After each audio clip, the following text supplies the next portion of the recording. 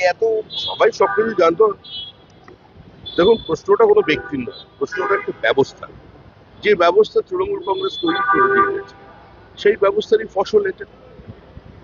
আমরা তো প্রথম থেকেই বলে চলেছি, তৃণমূল কংগ্রেস প্রকৃতির বিরুদ্ধে যুদ্ধ ঘোষণা করে।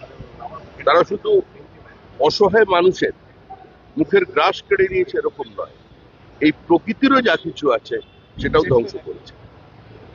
উত্তরবঙ্গের বিভিন্ন পাহাড়ি নদী থেকে বেআইনিভাবে বালি আর পাথর সরিয়ে নদীর গতিমুখ বদলে দিয়েছে। হাজার হাজার একর জমি জলের তলায় চলে গেছে। ইস্ট ক্যালকাটা ওয়েটল্যান্ড, তার উপরে এত কনস্ট্রাকশন, এত কমপ্লেক্স কি করে তৈরি হয়েছে? যেটা র্যামসার ট্যাগ লাগানো আছে। সুন্দরবনের ম্যানগ্রোভ সরিয়ে দিয়ে সেখানে মাছের চাষ, সবই তৃণমূল কংগ্রেসের অবদান। তৃণমূল যেখানে থাকবে সেখানে এরকম হবে। ওয়াক অফ প্রপার্টি লুট, মানুষের পাট্টা কেড়ে নেওয়া, দেবোত্তর সম্পত্তি লুট, এ সমস্ত নিয়েই তৃণমূল। প্রত্যেকটা ডিপার্টমেন্টে হাজার হাজার কোটি টাকা দুটো। এখন পুরো সরকার যদি এই চুরি ধরতে বেরিয়ে পড়ে, তাহলে সরকারি কাজকর্মই বন্ধ হয়ে যাবে। যেখানে হাত দিচ্ছে সেখানেই তৃণমূল কংগ্রেস কিছু না কিছু ভালোবাসার ছোঁয়া রেখে দিয়ে গেছে। ওই রামকৃষ্ণ বলেছিলেন, যেখানে দেখিবে ছাই উড়াইয়া দেখো তাই। তো যে ডিপার্টমেন্টেই ফাইল উল্টাবে সেখানেই একই অবস্থা। দাদা, বর্ধমান থেকে জঙ্গি গ্রেফতার হয়েছে, মুখ্যমন্ত্রীর উপর নজরদারি করতে এমনটাই জানা যাচ্ছে এই জঙ্গি। বাম জমানায় এটা ছিল সেফ প্যাসেজ, আর এখন হয়ে গেছে সেফ হোম। সমাজ বিরোধীরা মনে করতো তৃণমূল সরকারটা তাদের সরকার, আর বিভিন্ন মৌলবাদের কাছে আত্মসমর্পণ করা, মৌলবাদীদের সাহায্য নেওয়া, ব্লক ভোটের স্বার্থে চালিয়ে যাবার পর সন্ত্রাসবাদীরাও মনে করে ফেলেছিল এই রাজ্যটা তাদের রাজ্য। এটা হ্যাপি হান্টিং গ্রাউন্ড। ওসব কিছু থাকবে না, সব সাফা হয়ে যাবে। এনসিপি যে তিনজন সাংসদ তারা আবার তৃণমূলে ফিরবেন বলে একটা জল্পনা শোনা যাচ্ছে। তৃণমূল, এনসিপি এদের নিয়ে কারোর কোনো একটা চিন্তা নেই।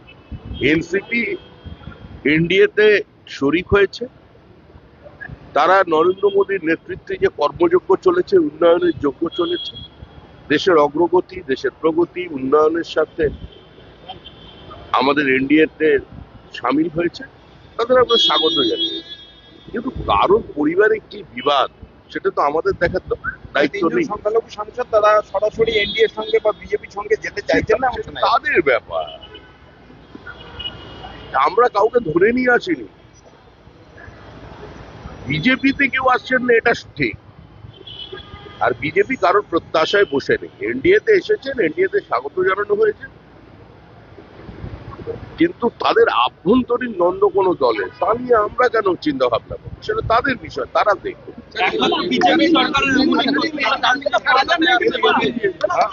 একমাত্র বিজেপি সরকারের আমলেই তসলিমা নাসরিন কলকাতায় আসতে পারলেন। দেখুন, আমিও রাজ্যসভায় এটা দাবি রেখেছিলাম যেন তসলিমা নাসরিন কলকাতায় আসতে পারেন। কংগ্রেস এবং সিপিএম হাত ধরাধরি করে মৌলবাদীর বিরুদ্ধে লড়াই করা এক অসীম সাহসী মহিলাকে এই রাজ্য থেকে তাড়িয়ে দিয়েছিল। তৃণমূলও তাকে ফিরিয়ে আনেনি মৌলবাদের স্বার্থে। একজন শিল্পী, একজন সাহিত্যিক, একজন কবি, তিনি যদি পশ্চিমবঙ্গে আসেন, এই সিটি অফ জয়, এত কথা তো বলেন, ওনাকে স্বাগত। যদি জয়া হাসান আসতে পারেন, তসলিমা নাসরিন আসবেন না কেন? সবাই এখানে থাকবেন। স্টাইল আর মানের নিখুঁত মেলবন্ধন। শ্রীহরি মার্বেল।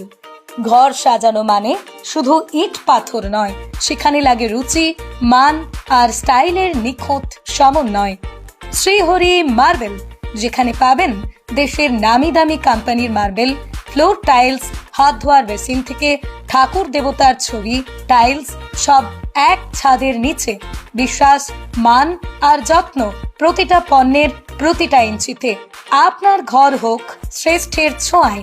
শ্রীহরি মার্বেল, আরামবাগ। আমাদের ঠিকানা আরামবাগ পল্লীশ্রী মোড়, গ্রিন হাউসের পাশে। যোগাযোগ দেবাঞ্জন ঘোষ। যোগাযোগ নাম্বার 9126509164। স্টাইল আর মানের নিখুঁত মেলবন্ধন, শ্রীহরি মার্বেল।